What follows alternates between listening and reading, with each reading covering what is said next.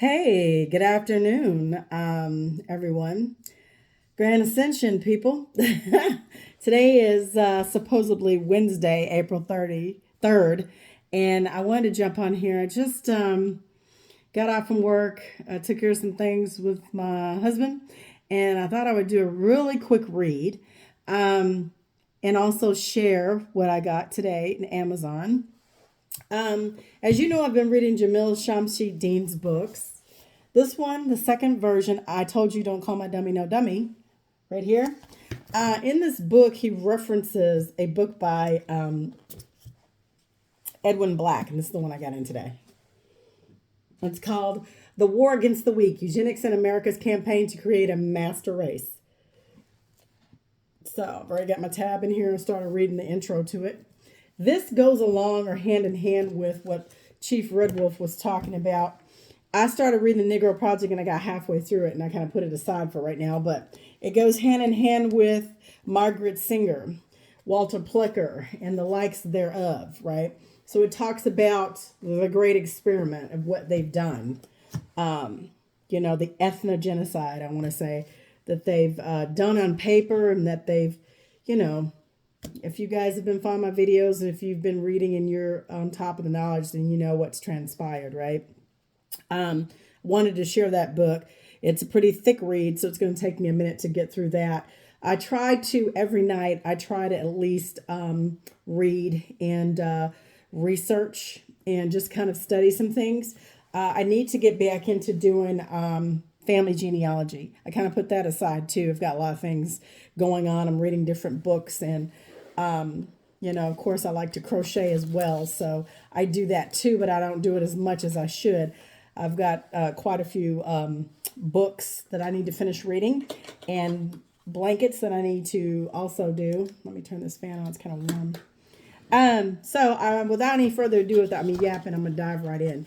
We stopped on page 69 because this is a pretty short read.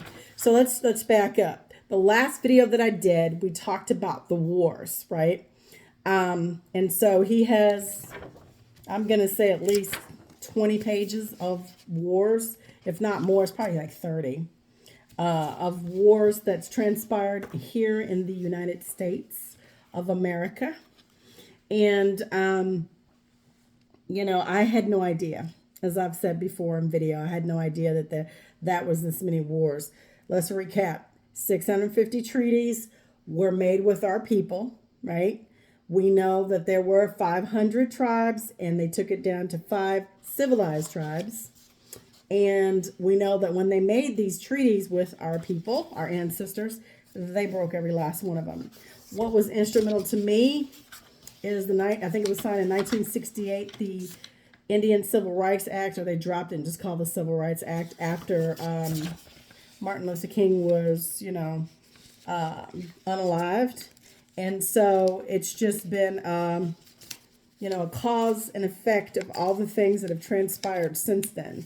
So what I did read was reread Cherokee Nation, Creek Nation, Seminole Nation, Choctaw, and Chickasaw Nations, and we did the descriptions of what it says in here. So I'm just going to recap this. Page 69, for those of you who are following along in the book.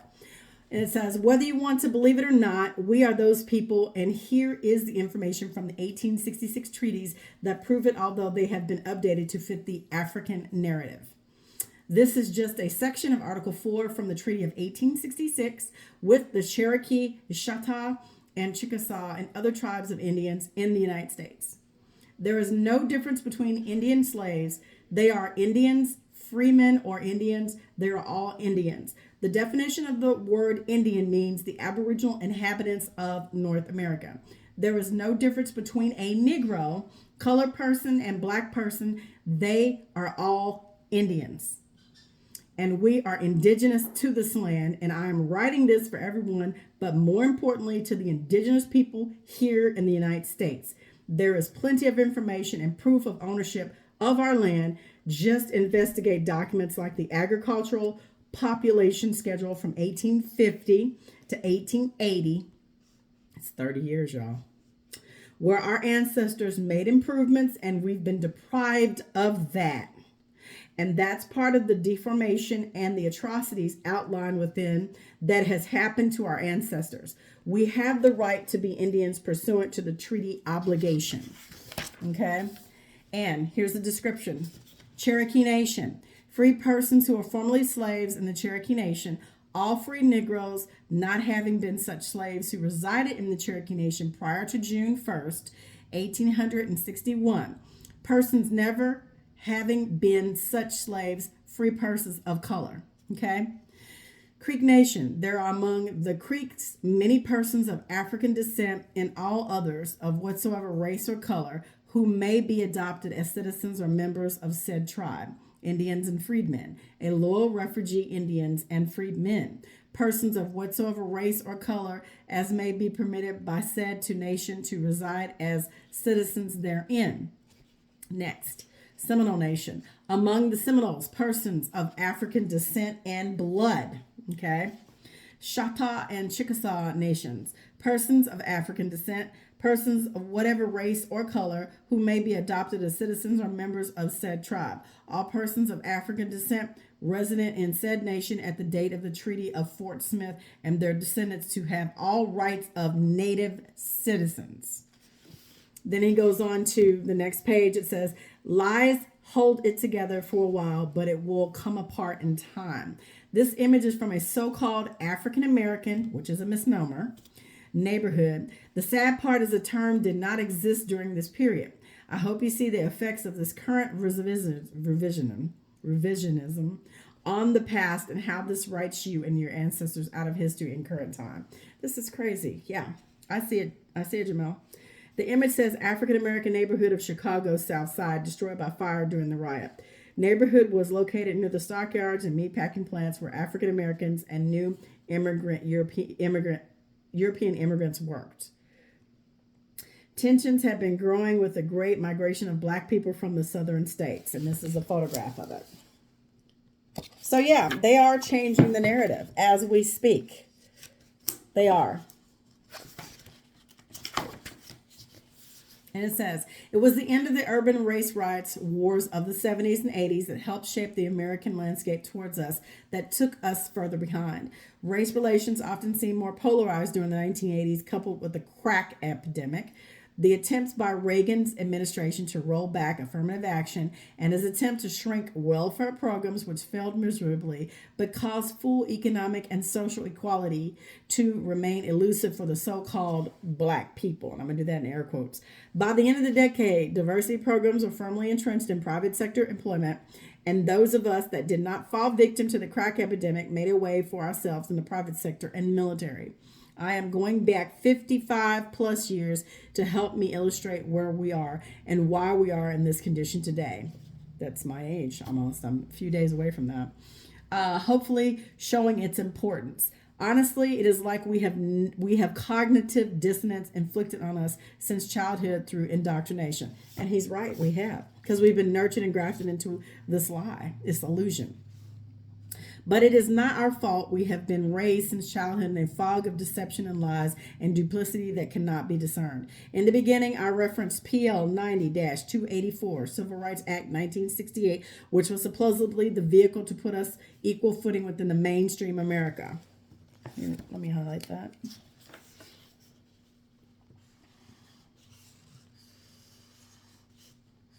In fact, the Civil Rights Act caused the U.S. to pull together the brightest minds of their kind to create think tanks to undo the strides we had accomplished over the last 100 years, despite the property theft, the redlining, the rezoning through our neighborhoods, and the lynching.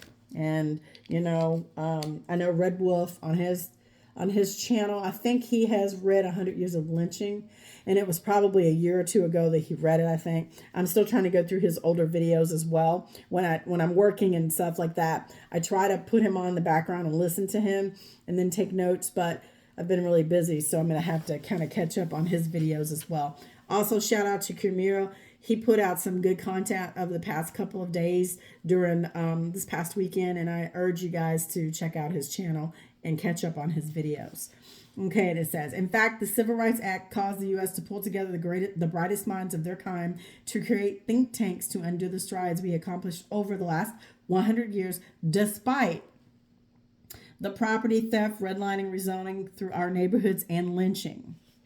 3 years after the signing of the Civil Rights Act, our communities were hit with a war of drugs, which began in 1971, so I was about two, when U.S. President Richard Nixon declared drug abuse to the public enemy number one and increased federal funding for the drug control agencies and limited drug treatment efforts.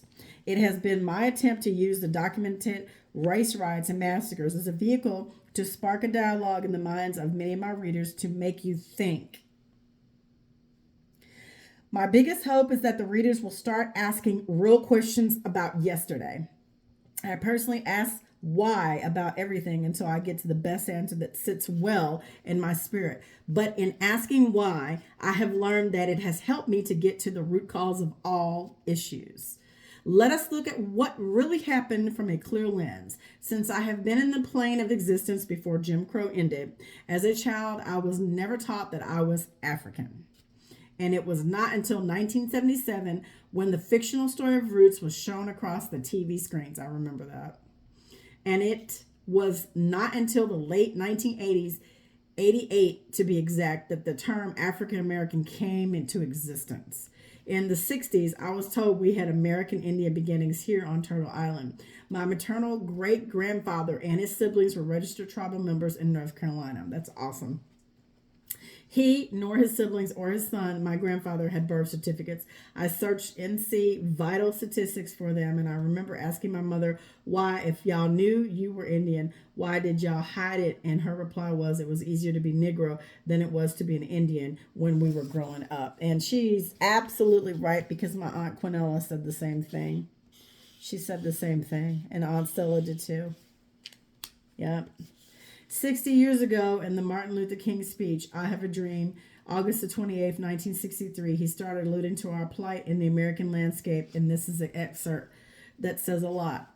But 100 years later, the Negro is still not free. 100 years later, the life of the Negro is still sadly crippled by the manacles of segregation and the chains of discrimination. 100 years later, the Negro lives on a lonely island of poverty in the midst of a vast ocean of material prosperity. 100 years later, the Negro is still languished in the corners of American society and finds himself in exile in his own land. And so we've come here today to dramatize a shameful condition.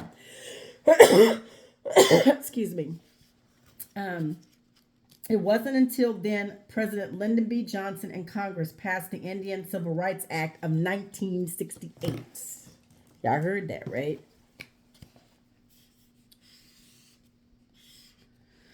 To ensure that American Indians were afforded the broad constitutional rights secured by other Americans. But again, not because it was the right thing to do. It only happened because the United States was burning from coast to coast because of the governmental public assassination of Martin Luther King Jr. on April the 4th, 1968. So that's tomorrow. Tomorrow, 56 years. When all hell broke out across the country, which led to the signing of the Civil Rights Act of 1968 on April the 11th, 1968. 7 days later, 7 days later for the American Indians, not the Native Americans, two different people, two different. You can find these dates covered above in the riots. For more information on his assassination, I recommend reading Dr. William F. Pepper, who was James Earl Ray's lawyer in the trial for the murder of Martin Luther King Jr., who continued to investigate the King assassination. His work was instrumental in helping the King family win their lawsuit of wrongful death suit, which was officially known as the King family versus Lloyd Jowers and other unknown co-conspirators in 1999. Okay? Dr. Pepper's book includes The Plot to Kill King, Orders to Kill, an Act of State, April 11, 1968, PL 90-284, April 11, 1968, 82, Statute 77, popularly known as the Indian Civil Rights Act of 1968, which is classified generally to this subchapter. Okay. So, you know what I'm going to do? I'm going to put that on my must-read list. I did a book report on him back in college or back in high school, and it was a long time ago. Certain key things I remember. So this is James Earl Ray's lawyer. Okay, Dr. William F. Pepper. Okay. Martin Luther King Jr. Okay. That's one I'm going to have to put on the list to read. And then it says, next page, the following word statement came from the mouth of John Ackerman, and was published in 1971. Gosh, I was 2. Ackerman served as White House counsel and assistant to President Richard Nixon of the Domestic Affairs, and how we refer to the war on drugs. The Nixon campaign in 1968 and the Nixon White House after that had 2 enemies. You know, it just came to me, and I'm going to keep reading because I don't want to interject, but when they say White House, they whitewashed it and painted this house white. White House is not called the White House. Look it up. It's called the Franklin House. And there were melanated people there prior to that. Just saying. You can look it up. Don't believe me. Go do your research. It just behooves me how they've whitewashed everything. The more I research, the more I see it. And I just can't deny it. You just can't deny it after you start looking like, wow, they did that, they did that, they did that. It's like a list. And it just keeps going. It's like down the rabbit hole. Okay, let's continue.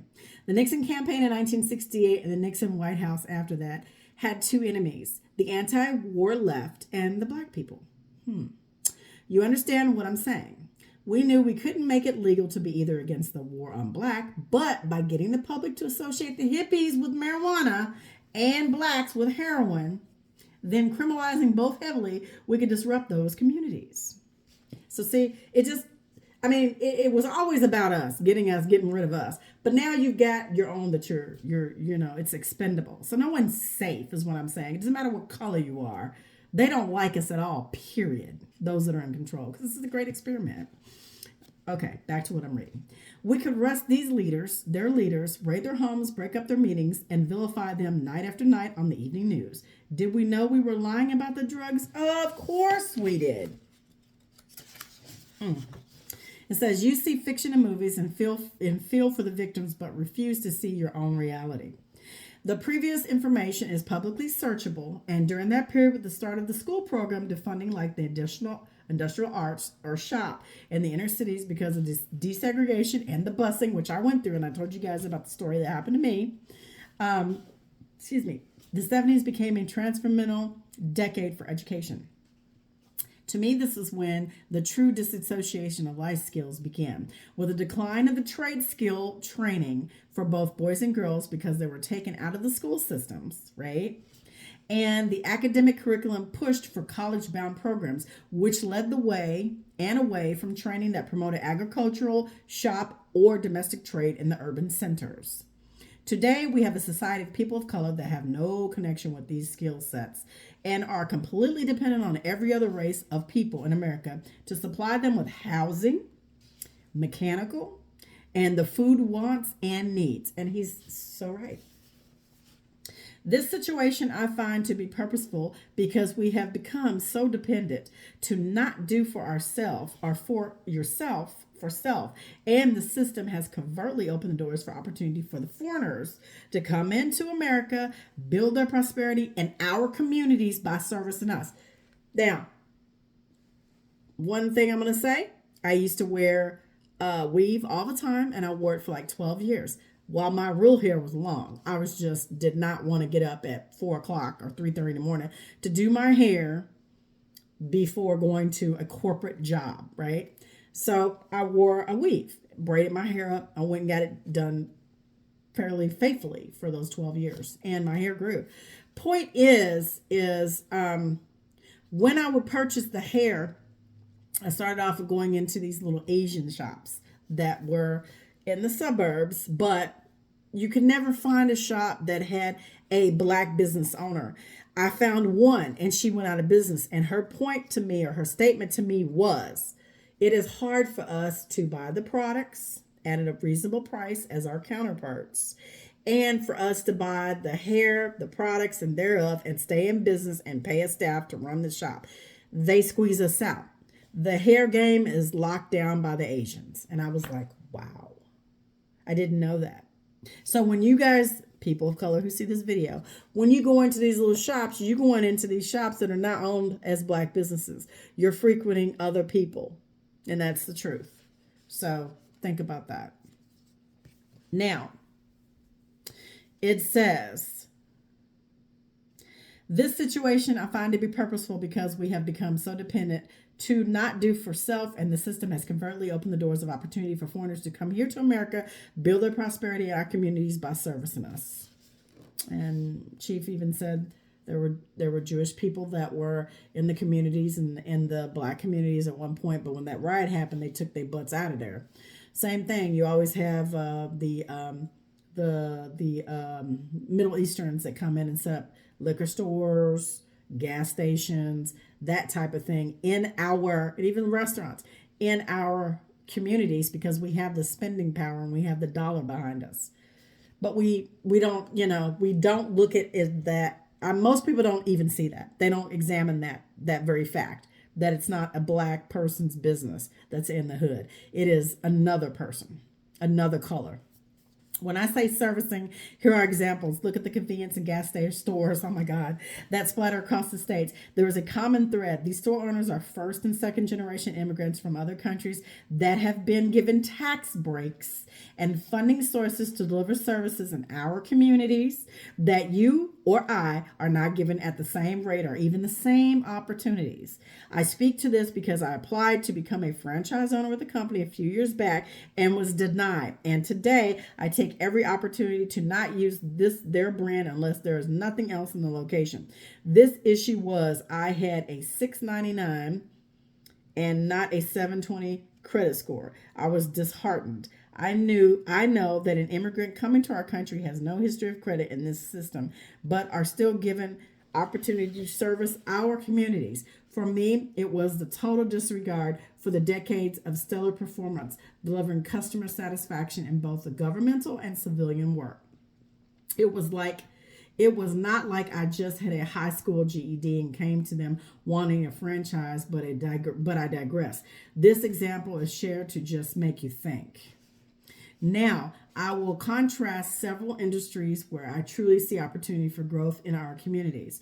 These are trade industries that I believe we have completely disregarded, but they are essential to growing healthy communities. The so-called Black or African American make up 8.3% of the HVAC technician positions. The so-called Black or African American make up 9.5% of plumber positions. The so-called Black or African American make up 11.1% of construction workers. The so-called Black or African American make up 7.81% of welding, soldering, and brazing workers. The so-called Black or African American make up 16.1% of truck drivers. In these examples, we have become completely dependent on outside ethnicities to service our own communities because we have completely walked away from our true essence of doing for self and have been sold a good story that these trades aren't worthy and worthwhile professions to pursue. Which is sad because these professions average great earnings in current listings of careers tracking data within the U.S. As I alluded earlier, these skill sets open the door to communal independence, which we lack. Here is where I will try to tie this all together. Remember, after the Civil Rights Act became law, these think tanks or people in these think tanks crafted a plan to keep us from rebuilding our natural wealth. Remember, there were two separate societies moving simultaneously, a Black and a white one. And this is where the integration has helped to destroy our Black enterprise that existed, i.e. the mom and pop shops, the things that we had to have because our people weren't really a part of the mainstream America, except for the menial labor jobs that they worked in, okay, with the removal of tradecraft education and push for college-bound programs, and us thinking we had to hit the lottery or acceptance, we became a true working class dependent because all that was taught and learned, the education did not truly teach us the science behind it, was just a theory. We are the most dependent subclass within the borders of the liberal socialist country. I use the term liberal socialist because all programs are designed to address economic and social issues such as poverty, welfare, infrastructure, healthcare, education using government intervention. These programs are elements that associate elements that some might associate with a more socialistic approach to governance. It is said that the U.S. does not fit nearly into the category of either a purely capitalist or purely socialist country. The terms liberal and socialist have different meanings and connotations in political speech. Liberal in the U.S. often refers to a political ideology that supports individual rights, civil liberties, and social safety nets. Either way, they never deliver our communities because of the creation of the statutes and codes, which are written abstractly to create confusion of use within the common population.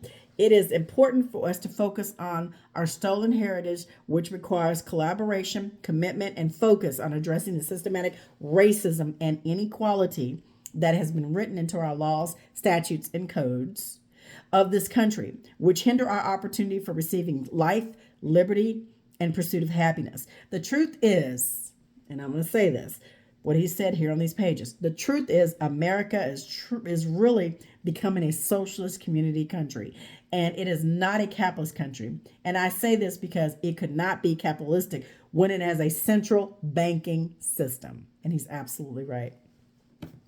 Now that I'm getting ready to close out this book, I hope you were able to discern from the story I attempted to tell through the riots and the massacres, and at least contemplated who you truly are and where you really came from. There is a significant difference between truth and facts. I'm going to say that one more time for the people in the back. There is a significant difference between truth and facts. The point is, facts are merely controversial information where a person can give their opinion to debate its credibility, and to that point, it is yet another form of belief.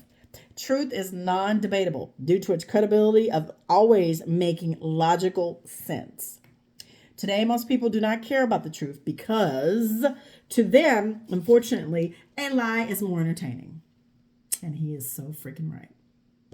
I use documented truth about the past here in the United States to show our people have experienced various riots, uprisings, and acts of racial violence throughout the complete creation of what we know as history. Hot damn it. And he gave us 30-something pages of it. And you can go research all of it. I cannot give you the real reasons they occurred, but I hope you see that these events occurred for complex and interconnected reasons around and to a particular group of people. While the cause of each specific incident may vary, some common factors that contributed to the riots against so-called Black and people of color included racial discrimination and segregation, police brutality and misconduct, economic inequality, civil rights movement, speaking out against racial and social injustice. This system has twisted the narrative of our ancestors' documented troubles, and the most popular text today has described them as a perceived racial injustice, a social inequality, and disenfranchisement.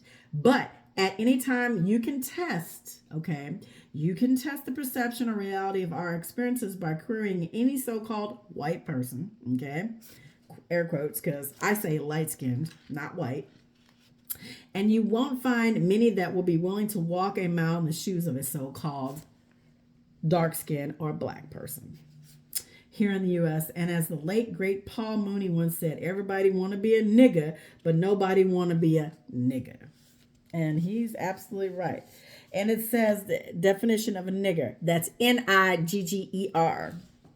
Dark-skinned person of any origin in early U.S. use, usually with reference to American Indians. Usually offensive.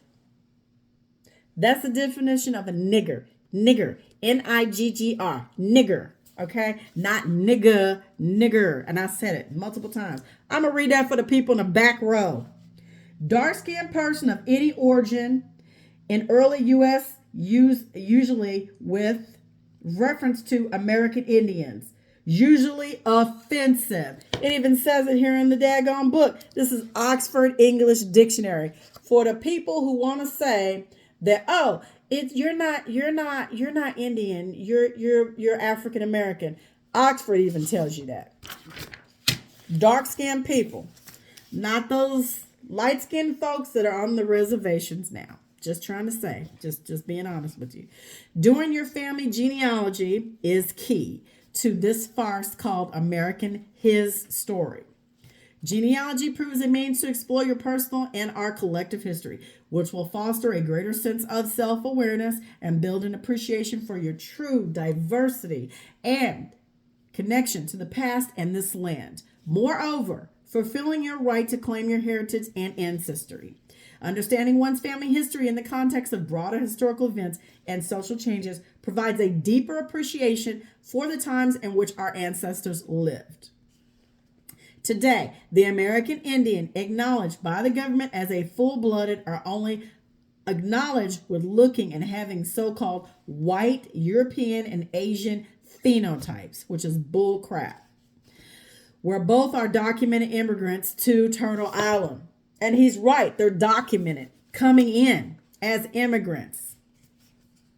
The biggest issue that I have about this is that these phenotypes, these people have none have a stable MC1R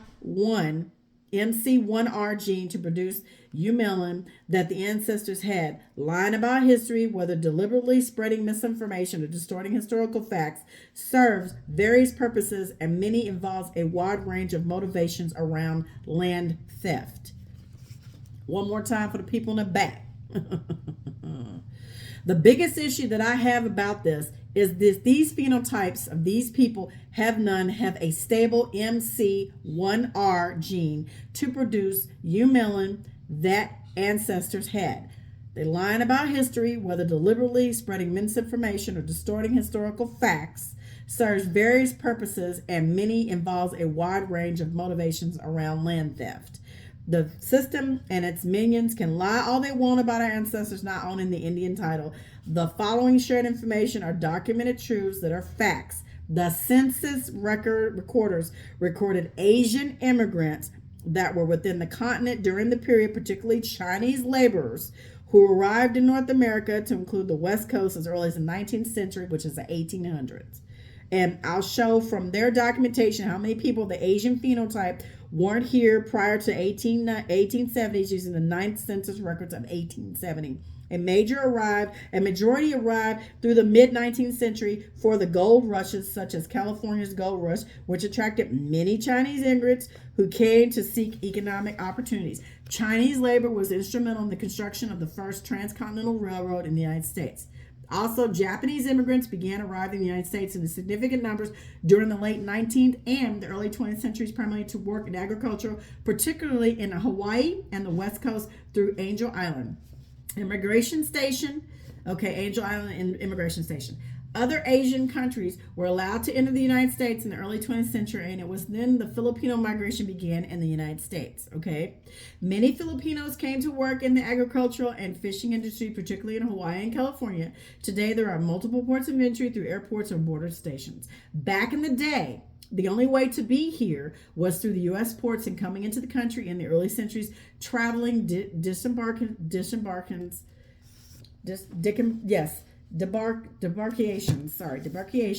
were through Ellis Island on the East Coast or Angel Island on the West Coast. Those are the two places. Most of the Asian population that were brought in as indentured servants and slaves or came across the border from Mexico as a slave trade. They're still doing that today. Keep in mind, most of the Asian immigration occurred in the late 19th century between the years of 1860 through 1965. Thus, the 1870 census being the first census record recording them in America. Remember, they experienced much exclusion and limitations, and there is much documentation on this subject. Here is where I say, miss me with the bullshit. Because there was not one Asian acknowledged on their census records for 80 years from the exception of the census records until 1870 census record.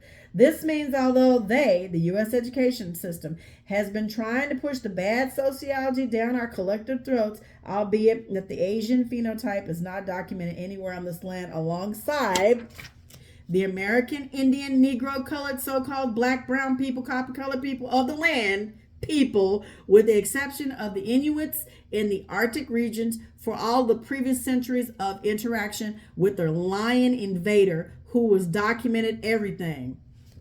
And he got these exclamation, get the fuck out of here with the bullshit. And I gotta show this. Look, Jamal, look right here. Can y'all see that? You see that? GTFOOH. I had to put that on camera. Sorry, y'all, I'm being a goofball. Okay, and then it jumps down. Here's a paragraph, which is really small, so I'm not going to read that. And it goes down to, from the ninth census of the United States, 1870, version 1, taken after slavery ended. Remember, the information exists about what really transpired here on Turtle Island. And with a little research, it will all make you question why you and your foreparents' history has been forced off this continent, and documented immigrants are revered as the original people within the social and educational systems of the United States. He nailed it. And I'm sorry for all the light-skinned people, because I don't like to use the word white. That's not in my vocabulary. You got to say, yeah, that has happened. And if you don't, then you need to do your genealogy and see when your people came over here. Now, I will admit, there are some light-skinned, or, other people call them pale faces. I say light-skinned. Light-skinned people who were birthed with us, right? And if you have two light skins that have children, obviously you're going to throw that light gene, right? And then you'll get that recessive dark gene in there somewhere. But what I'm trying to say is there were some that were here and that were born to us, but it wasn't a high quantity, right? So this makes all the sense why everyone needs to do their genealogy. But I beg to differ that most will watch this video and won't even lift a finger to do it because they already know. They know their ancestors came over here on boats. And I mean, that's fine. But to simply look at us and go, oh, no, you're from Africa. No, there's too much proof out there now, right? We're waking up to that fact. And it's time for us to reclaim our heritage. He's right. So it says, throughout his story, they have attempted to reclassify our ancestors to serve their interests without reflecting any scientific or objective understanding to race, to steal our heritage. A recent example of the Dawes Act of 1887 and the categorization of the American Indians as colored and mulatto on census records. And I have a bunch of those records from my family as proof of such practices. Research, American Genocide _white paper _CNNA. And it's he's got it right here in this thing. And I'm going to hold this up so you guys, I just highlighted it in orange for you guys, and so you can see it. So just get a screenshot, and I'm gonna back it up some so you can get it. There you go. And it says, this laugh truth is my attempt to drop basic food for thought. I would like to share a truth about DeSoto to help illustrate that lies and deception told as history from a common sense approach can be shattered, and the truth cannot be denied because it is real. Hernando de Soto traveled and explored La Florida of the Americas for 4 years between 1539 and 1543, which was in the 16th century, so they say. But we know, I'm not going to get into that, but we know they added 1,000 years. Okay? So it says, De Soto's expeditions took place in regions that are part of the southeastern United States, known today as the continental United States and the Mexico, and not Latin America, i.e. South America. It is said that he had interactions with various indigenous tribes and groups. De Soto used the term Negro de Terra to describe individuals he found in the Americas. Modern history tries to link these people found to De Soto with the African slaves brought to the continent, and is here where critical thinking is necessary. Here is the illusion, and please pay attention. De Soto's voyages happened between the years of 1539 to 1543. When he was labeling these people, he encountered as Negro de Terra. Are you with me? Modern history states the presence of the people of African descent to the Americas during the period can be traced back to the early days of the English European colonization, when so-called African slaves were supposedly brought to the continent. There is countless references and information telling us the slavery story, right? Fortunately, the information available will prove that what is written is that the first people of African descent did not arrive to the continental United States until almost 100 years plus later, between the years of 1651 to 1675. The point of sharing this last fact is that you must be able to discern and critically analyze information taught to you as his story. Because though stealing your heritage, never thought or even envisioned that you would ever master comprehension. Embrace your true roots and claim your heritage. And then he has a poem in the back here. And then he has all the references. Yeah. Brilliantly done. And I implore each one of you to pick up this book. And the first book that I screenshotted or that I shared with you guys over the past couple of readings. Like, I've read both of his books to you guys online, and I'm telling you, you need to buy the book. Amazon. This one and this one. Wonderfully done, Jameel. And for those of you who stuck it out through my readings and through my commentary, I appreciate it. I am going to ping Chief after I get through this week of getting ready for the big tax returns here for the month. And I'm going to get with him and we're going to set up something. I need to discuss a couple things and bring some talking points up. I am going to look over the Dolls Act, and I want to also incorporate in Dan Calloway's book that I just recently got, and I'm reading that at night too as well. So I finished both of your books, Jameel and Magnifico. I definitely need to sit down and type up something and wordsmith something and put it on Amazon as a review, because I think it's noteworthy to mention to every single person that I come across of Indigenous, Aboriginal person of color, a dark-skinned person, that they really need to, one, read your book, and then two, do their genealogy, because that's the way you can reclaim your heritage and know what your lineage is and who you are or where you're from, right? Your people, right? So I said I wasn't going to make this too long-winded. It's about at 42 minutes, so I'm going to go ahead and jump off here. As I always say, every single time that I come on camera to you guys, be the change that you want to see all around this planet, because it is up to you and I to make a positive change in this ethos. And it starts with yourself. It starts with me. It starts with you. Because that is really, truly, we need to go within and seek self and seek ascension. At this day and age and this time, I don't want to have to come back to this ethos. I don't want to have to go through this again, right? I know I've lived many lives. And so for me, I want this time around to be my ascension, if that makes sense. So I hope you guys have a great evening, and I will talk to you soon. Bye.